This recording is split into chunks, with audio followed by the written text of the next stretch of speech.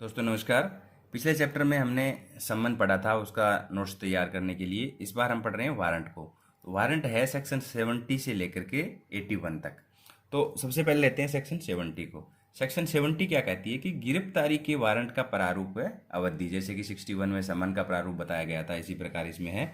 तो इसमें क्या है, न्यायालय द्वारा जारी गिरफ्तारी वारंट लिखित रूप में होगा और उस न्यायालय के पीठासीन अधिकारी द्वारा हस्ताक्षरित होगा और न्यायालय की मुहर लगी होगी।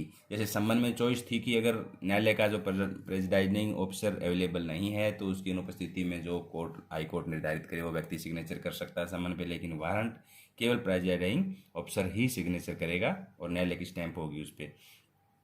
ऐसा इसकी अवधि के बारे में, तो सम्मन की अवधि का तो वो कहता है कि सम्मन जैसे ही उसकी डेट खत्म होगी सम्मन खत्म हो जाता है, लेकिन वारंट जब तक या तो निष्पादित, ऐसा वारंट तब तक प्रवर्तन में रहेगा जब तक न्यायालय रद्द ना कर दे या निष्पादित नहीं कर दिया जाए। अब है सेक्शन 71 क्या कहती है कि जमानतीय वारंट में जमानत लेने की शक्ति। जो गिरफ्तारी वारंट जारी करने वाला न्यायालय वारंट के साथ यह निर्देश दे सकता है कि यदि वह व्यक्ति पर्याप्त प्रतिभूओं सहित अपनी हाजिरी के लिए बंद पत्र निष्पादित करता है तो वारंट निष्पादित करने वाला ऑफिसर प्रतिभूति लेगा और उस व्यक्ति को अभिरक्षा से छोड़ देगा। इसका दूसरा पॉइंट इसमें यह बताया गया कि वारंट पे क्या है, निम्न बातें अंकित होनी चाहिए ताकि पुलिस अफसर को जो जमानत पे छोड़ने में दिक्कत ना हो। इसके लिए न्यायालय इस पर निश्चित करे कि भी प्रतिभूओं की संख्या कितनी होनी चाहिए, कितने व्यक्ति हो जिनकी श्योरिटी ले सकें, उसकी कितनी रकम की श्योरिटी होनी चाहिए, चाहे प्रतिभू की हो और व्यक्ति की भी हो। और तीसरा पॉइंट इसमें है कि न्यायालय में उसकी हाजिरी की तारीख की, उस व्यक्ति को न्यायालय में कब हाजिर होना है।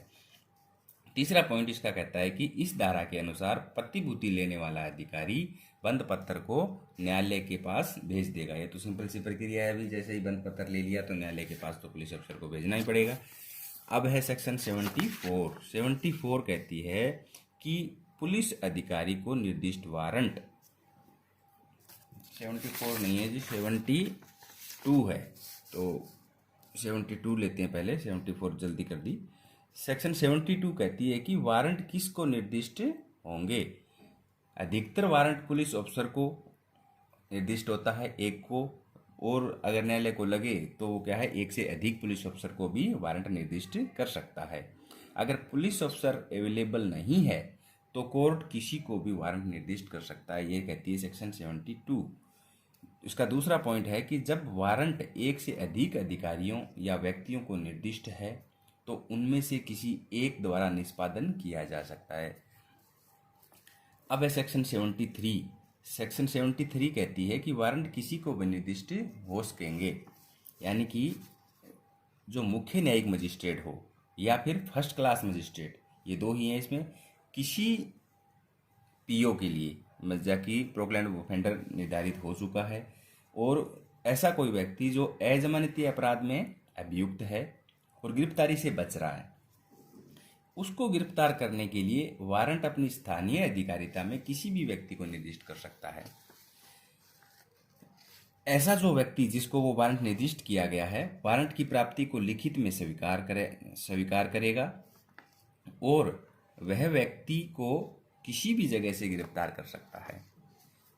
और वह तीसरा पॉइंट है इसका, यदि उस व्यक्ति को गिरफ्तार कर लिया जाता है तब वह वारंट सहित निकटतम पुलिस अधिकारी के हवाले कर देगा।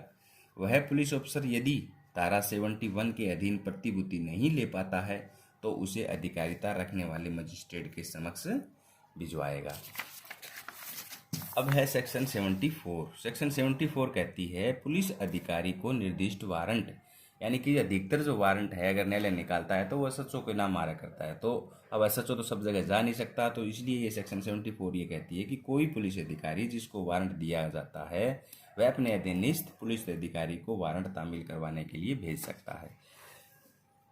अब है सेक्शन 75 कहती है वारंट के सार की सूचना। वो यहाँ तक तो थी प्रक्रिया भी, वारंट कैसे कैसे जारी होना है। अब जैसे ही वारंट तामील करवाने के लिए उसके पास पहुंचता है तो जिस व्यक्ति को गिरफ्तार करना है उसे वारंट का सार पढ़कर सुनाया जाएगा, या यदि वह मांग करता है तो वारंट उसे दिखाया जाएगा, नहीं कि उसे दिया जाएगा। अब है सेक्शन 76 कहती है गिरफ्तार किए गए व्यक्ति का न्यायालय के समक्ष अविलंब लाया जाना। इसमें क्या है, 24 घंटे वाली बाउंडेशन है। यात्रा समय को छोड़कर 24 घंटे से पहले न्यायालय में पेश किया जाएगा जिस व्यक्ति को गिरफ्तार किया गया है वारंट के साथ। तो वारंट के साथ वाले को तो सेक्शन 76 के तहत 24 घंटे के अंदर लाया जाएगा, और अगर बिना वारंट गिरफ्तार किया है तो हमने इससे पहले पढ़ा था सेक्शन 57, वो भी यही बात कहती है 24 घंटे की, लेकिन उसमें बिना वारंट गिरफ्तार व्यक्ति के लिए थी। तो ये चीज़ भी साथ में ध्यान आना चाहिए।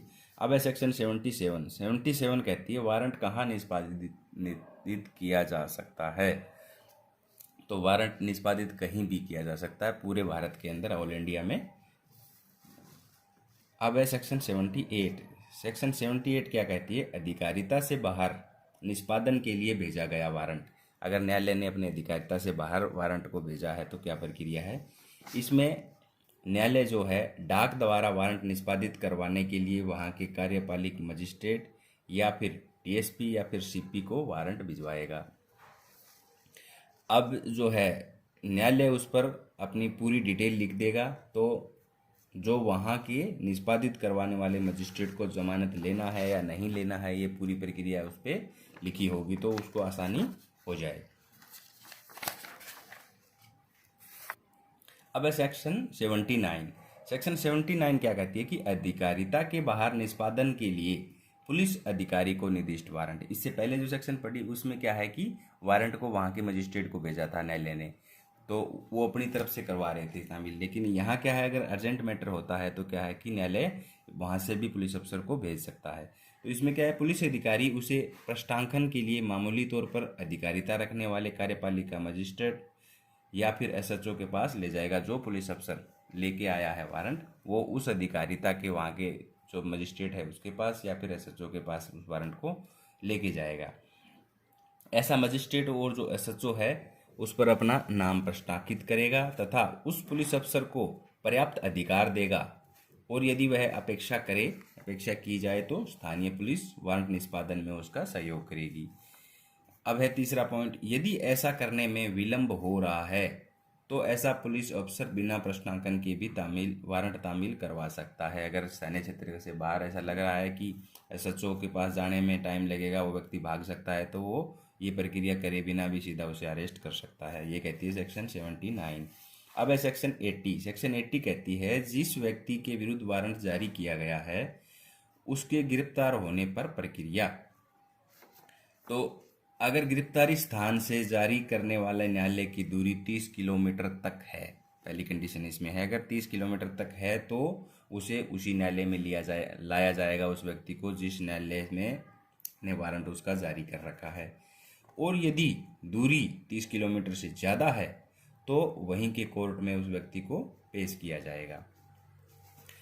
अब यदि सेक्शन 71 के अनुसार जमानत का प्रावधान है तो जमानत ले ली जाएगी। अब कहती है सेक्शन 81 क्या कहती है, उस मजिस्ट्रेट द्वारा प्रक्रिया जिसके समक्ष ऐसे गिरफ्तार किया गया व्यक्ति लाया गया है, मतलब स्थानीय अधिकारिता से बाहर जो वहाँ का जो मजिस्ट्रेट है वो क्या करेगा, ये बात कहती है सेक्शन 81। तो ऐसा मजिस्ट्रेट के पास संपूर्ण शक्ति होगी कि वह जमानतीय या अजमानतीय दोनों अपराधों की स्थिति में जमानत दे सकता है। तो इसमें कंडीशन क्या है, जो स्थानीय अधिकारिता से बाहर का मजिस्ट्रेट है उसकी भी वही पावर है जो यहाँ जारी करने वाले न्यायालय की पावर है। इस धारा की कोई भी बात पुलिस अधिकारी को धारा 71 के अधीन प्रतिभूति लेने से रोकने वाली नहीं समझी जाएगी। तो अगर 71 धारा के अनुसार प्रावधान है जमानत लेने का तो पुलिस अफसर भी उसमें जमानत ले सकता है। तो ये अपना चैप्टर यहीं तक था।